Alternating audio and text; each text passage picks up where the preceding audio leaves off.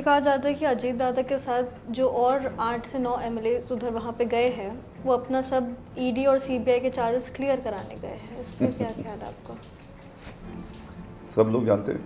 NCP का जब विदर्भ के ऊपर बात आती है, एनसीपी का इस पे क्या स्टैंड रहता है? देवेंद्र फडणवीस और मुनगंटीवार ने बड़ा आंदोलन किया था विदर्भ राज्य के लिए। अभी देवेंद्र फडणवीस साहब 5 साल महाराष्ट्र के मुख्यमंत्री थे, कुछ नहीं किया।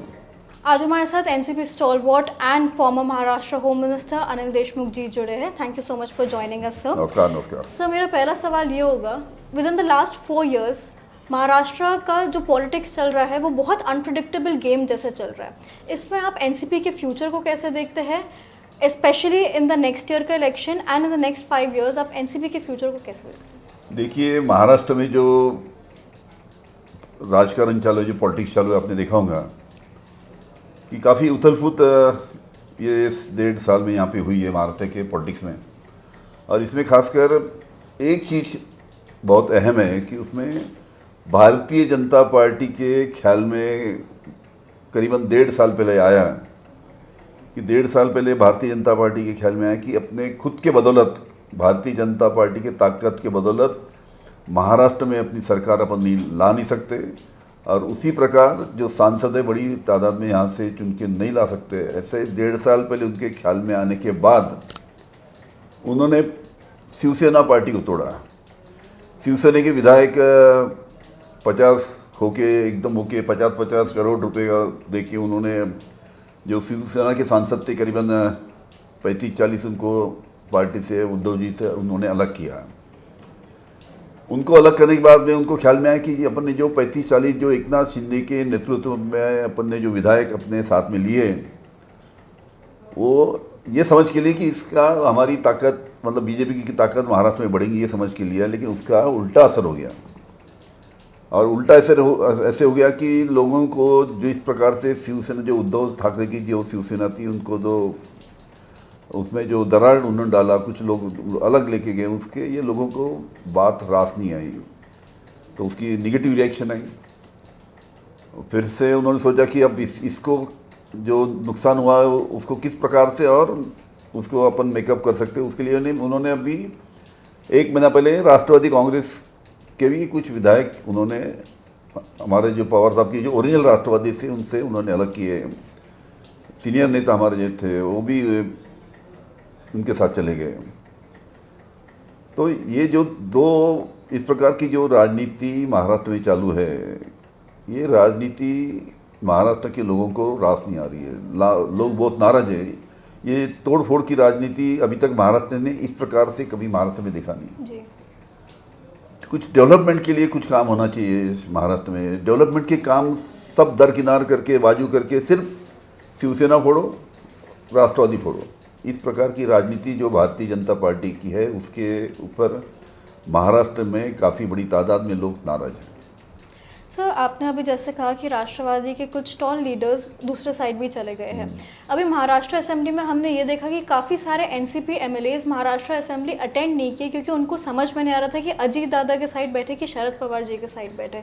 इस पर आपका क्या कहना है? एकदम सही बात है आपकी। जो लोग ओरिजिनल हमारी जो पवार, माननीय शरद पवार साहब की जो राष्ट्रवादी पार्टी, उनको छोड़ के जो अलग गए, आपने जो अधिवेशन, जो असेंबली अभी हमारी हुई मुंबई में, वहाँ पे देखा होगा कि बहुत कम लोग जी एक्टिवली पार्टिसिपेट असेंबली में, विधानसभा में किए उन्होंने। जो सवाल उठाना, सवाल पूछना, जो भी उनके मतदार समूह की दिक्कत है वहाँ पे रखना, हार्डली कोई गिने चुने 2-3 लोग आके बैठते थे, थोड़ा देर बैठ के फिर से चले जाते थे, बाहर ही फिरते थे। वो भी लोग कुछ कन्फ्यूज़ हैं। कैसा है, एक चीज़ इसमें ख्याल रखिए, ये जो तोड़ फोड़ की राजनीति जो चालू है ना, इसमें सबसे ज़्यादा अस्वस्थ जो है वो भारतीय जनता पार्टी के विधायक अस्वस्थ हैं।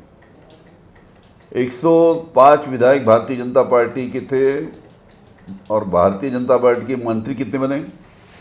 5-6। तो उनके भारतीय जनता पार्टी के विधायक तो इतने नाराज है कि हमारे इतने 105 चुन किया, लेकिन हमको मंत्री नहीं, मतलब हमको यार हमारे जो साथी उनको मंत्री नहीं बनाए भारतीय जनता पार्टी ने करके। जब भारतीय जनता पार्टी के मतलब विधायक जब हमको मिलते तो बड़ी नाराजगी जताते कि हमारी पार्टी क्या कर रही है। उसी प्रकार एकनाथ शिंदे के भी जो विधायक हैं, जो भी 35-40 जो गए हैं वो भी विधायक बहुत नाराज हैं। उनको प्रॉमिस किया गया था कि तुमको मंत्री बनाएंगे, तुमको बड़े बड़े कारपोरेशन से वहाँ के आपको अध्यक्ष बनाएंगे, लेकिन 1-1.25 साल में जो प्रॉमिस भारतीय जनता पार्टी ने किया था वो पार्टी ने प्रॉमिस पूरा नहीं किया करके एकनाथ शिंदे के साथ में जितने विधायक गए वो भी नाराज हैं। और अभी जो हमारी ओरिजिनल राष्ट्रवादी से जो विधायक अलग गए वो भी कंफ्यूज हैं, और वो कंफ्यूजन के कारण जिस ढंग से उन्होंने विधानसभा में पार्टिसिपेट करना चाहिए उस प्रकार का पार्टिसिपेशन उनका नहीं था। सर रिपोर्ट्स में ये भी आ रहा है कि Jayant Patil ji might switch his sides. ना ना ना, बिल्कुल नॉट एट ऑल। ये सब लोगों ये कुछ जानबूझ के ऐसी खबरें फैलाई जा रही है गुमराह करने की लोगों को। जी। सिर्फ लोगों को गुमराह करने के लिए ऐसी खबरें फैलाई जा रही है। पहले तो आपने देखा होगा एक बार YB चौहान में जब भी पवार साहब, माननीय शरद पवार साहब जब भी मुंबई में रहे तो वहाँ जाके बैठे, उनका दफ्तर है वहाँ पे। इस प्रकार का कन्फ्यूजन क्रिएट करने के लिए बीच में कुछ जो हमारे से जो अलग गए नेता वो उनको मिलने गए, उसके बाद में विधायक मिलने गए, तो एक प्रकार का कन्फ्यूजन होने लगा कि भाई ये क्या चालू है करके। अभी जयंत पाटिल साहब के बारे में भी इस प्रकार का कन्फ्यूजन क्रिएट करने की कोशिश कुछ लोगों से हो रही है। जयंत पाटिल साहब बिल्कुल नहीं, एकदम हमारे पार्टी के जो अभी के अध्यक्ष हैं, हमारे ओरिजिनल राष्ट्रवादी कांग्रेस के अध्यक्ष हैं, और जिस वक्त ये कन्फ्यूजन या जिस वक्त ये खबर बाहर आई, आपको बताऊं मैं, हम उस दिन जयंत पाटिल के घर में रात को 1 बजे तक उनके साथ में कुछ विधायक के साथ में हमारी मीटिंग वहाँ पे चालू थी, और उस समय ये खबर फैलाई गई कि भाई जयंत पाटिल साहब पूना में अमित शाह साहब को मिलने गए करके। वो तो हमारी उस टाइम हमारी मीटिंग चालू थी वहाँ पे, रात को 1 बजे तक हमारी मीटिंग जयंत पाटिल साहब के घर में चालू थी, तो वहाँ पे पूना में जाने का सवाल ही होता। लेकिन जानबूझ के कन्फ्यूजन क्रिएट करने के लिए इस प्रकार की खबरें फैलाई जा रही हैं। सर कल असेंबली में नो कॉन्फिडेंस मोशन डिफीट हो गया था। मणिपुर का एक बहुत मेन इशू था, बट ये कहा जा रहा है कि मोदी जी ने मणिपुर से हट के सिर्फ अपने बारे में ही बात की। इस बारे में आपको क्या कहना है? कैसा है, आज जो मणिपुर का इशू है, जिस प्रकार से हमारी वहाँ पे कुछ बहनों, जो हमारी बहन है, उनको जिस प्रकार से वहाँ पे उनको विवस्त्र करके उनका प्रोसेशन निकाला गया, जिस प्रकार से आज वहाँ का मणिपुर का जो माहौल है उसके बारे में चर्चा वहाँ पे पार्लियामेंट में होना जरूरी था। लेकिन मणिपुर का इशू थोड़ा बाजू में रख के बाकी जिस प्रकार से चर्चा वहाँ पे भारतीय जनता पार्टी की तरफ से हुई है, वो मैं समझता नहीं कि लोगों को तो पसंद आई है। मणिपुर का इशू भारतीय जनता पार्टी ने पहले सॉल्व करना था, और किस प्रकार से इसको हम सॉल्व कर रहे हैं वो चीज़ें वहाँ पे पार्लियामेंट में आना चाहिए था। लेकिन ऐसी कुछ भी बात वहाँ पे नहीं हुई, सिर्फ पॉलिटिकल बातें वहाँ पे भाषण में काफ़ी नेताओं ने, भारतीय जनता पार्टी के नेता ने रखा वहाँ पे। ये लोगों को उम्मीद नहीं थी कि इस प्रकार का ही वहाँ पे पॉलिटिकल बातें हो। मणिपुर के इशू के बारे में वहाँ बात होना बहुत ज़रूरी था। सर जब आप होम मिनिस्टर थे अपने टर्म में अभी, काफ़ी आपके रेजिडेंस पे, आपके ऑफिसेस में काफ़ी बार रेड हुई। आपके जो साथ पीपल एसोसिएटेड थे उनके यहाँ पे भी काफ़ी बार रेड पड़ी फ्रॉम CBI, ED।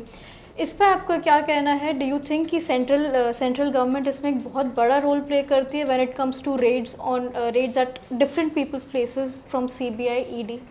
कैसा है कि जिस बात का आपने अभी जिक्र किया, मेरे को एक गलत केस में फंसाया गया। हमारे मुंबई के पुलिस कमिश्नर परमवीर सिंह थे, उस टाइम में महाराष्ट्र का होम मिनिस्टर था। मुकेश अंबानी साहब के घर के सामने एक स्कॉर्पियो गाड़ी में बॉम्ब रखा गया। उसके 8 दिन के बाद में जो गाड़ी में बॉम्ब रखा गया था, या जिसकी वो स्कॉर्पियो गाड़ी थी, उसका जो मालिक था मनसुख हिरेन, उसकी हत्या हुई। उसकी हत्या होने के बाद में ये मुकेश अंबानी के घर के सामने बॉम्ब रखना और मनसुख हिरेन की हत्या होना, इसके बारे में जब हमारे पास में जानकारी आने लगी तब हमको मालूम पड़ा कि ये दोनों इंसिडेंट जो हुए वो उसकी जानकारी मुंबई के पुलिस आयुक्त, पुलिस कमिश्नर परमवीर सिंह को थी, और उसी ने सचिन वाजे के जरिए से ये काम वहाँ पे किया था। और मुंबई के माजी पुलिस आयुक्त परमवीर सिंह इसके मास्टरमाइंड थे। ये जब हमारे ख्याल में आए एज होम मिनिस्टर, तब मैंने परमवीर सिंह को डिमोशन करके उनको अलग वहाँ से हटा के दूसरी पोस्ट में दिया उनको, उनको सस्पेंड करने की कार्रवाई हमने की, और ये कार्रवाई से वो नाराज होकर उन्होंने मेरे ऊपर आरोप किए, 100 करोड़ का मेरे ऊपर आरोप किया। और मैं तो ये बोलूँगा, आरोप उन्होंने नहीं किया, उसको आरोप करने लगाया कुछ लोगों ने, जो पॉलिटिकल लोगों ने, हमारे जो पॉलिटिकल अपोनेंट लोगों ने परमवीर सिंह को मेरे ऊपर 100 करोड़ का आरोप करने लगाया। सीबीआई की इंक्वायरी चालू हुई।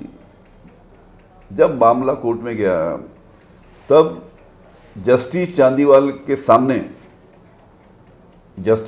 सामने जब परमवीर सिंह को बयान के लिए बुलाया गया, उसको परमवीर सिंह को एक समन भेजा आया नहीं, दूसरा समन भेजा आया नहीं, तीसरा समन भेजा आया नहीं, 6 समन भेजे फिर भी आया नहीं। उसके बाद में उसको पकड़ वारंट निकाला। मुझे एक बताइए कि जिसने मेरे ऊपर 100 करोड़ का आरोप किया, उसको जब कोर्ट बयान के लिए बुलाती है तो उसने जाना चाहिए कि नहीं जाना चाहिए? वहाँ पे जाना चाहिए, उसने बताना चाहिए कि हाँ मैंने अनिल देशमुख को 100 करोड़ आरोप किया, 100 करोड़ का आरोप किया था, ये चीज़ें करते हैं। लेकिन मेरे ऊपर 100 करोड़ का लोगों के बोलने से, जो हमारे अपोजिशन के लोगों उनके बोलने से मेरे ऊपर 100 करोड़ का आरोप किया, और जस्टिस चांदीवाल के कमीशन में उनको बुलाने के बावजूद भी वहाँ पे नहीं गए, कोई बयान वहाँ पे नहीं दिया। और ऑन दी कॉन्ट्री उन्होंने वहाँ पे जस्टिस चांदीवाल साहब के कोर्ट में एफिडेविट करके दिया। ये एफिडेविट करके दिया, उसमें लिखा उन्होंने, नंबर 1 उसमें लिखा, परमवीर सिंह ने अपने एफिडेविट में जस्टिस चांदीवाल के सामने लिखा कि अनिल देशमुख के ऊपर मैंने जो आरोप किए हैं वो हियरसे के ऊपर है, आईक्यू माहिती के आधार पे। नंबर 2 उन्होंने, परमवीर सिंह ने जो एफिडेविट करके दिया उसमें लिखा है कि अनिल देशमुख के ऊपर जो आरोप किए उसका कोई भी पुरावा या कोई भी एविडेंस मेरे पास में नहीं है। जिसने मेरे ऊपर आरोप किया उसने खुद एफिडेविट किया और उसने कबूल किया कि मेरे पास कोई एविडेंस नहीं, और मैंने सुनी सुनाई बातों के ऊपर ये आरोप किए थे करके। जब हाईकोर्ट ने मुझे बरी किया तो हाईकोर्ट ने भी ये ऑब्जर्वेशन किया कि अनिल देशमुख के खिलाफ में कोई एविडेंस नहीं है, और अनिल देशमुख के ऊपर जो 100 करोड़ का आरोप जो हुआ है वो हियरसे के ऊपर है करके मुझे बेल मिली। सर लेकिन क्या आपको लगता है कि सेंट्रल और गवर्नमेंट, ये सब जो परमवीर सिंह को ये सब ये मेरे ऊपर आरोप उनको करने के लिए अपोजिशन पार्टी ने लगाया, ये सभी को मालूम है। सर लेकिन आपको लगता है कि सेंट्रल गवर्नमेंट ये सब एजेंसीज को यूज़ करना चाहती है पॉलिटिकल पार्टीज और उनके कोएलिशंस को ब्रेक करने के लिए? आप क्या देख रही है, पूरे भारत में जहाँ जहाँ भी भारतीय जनता पार्टी के खिलाफ की सरकार है,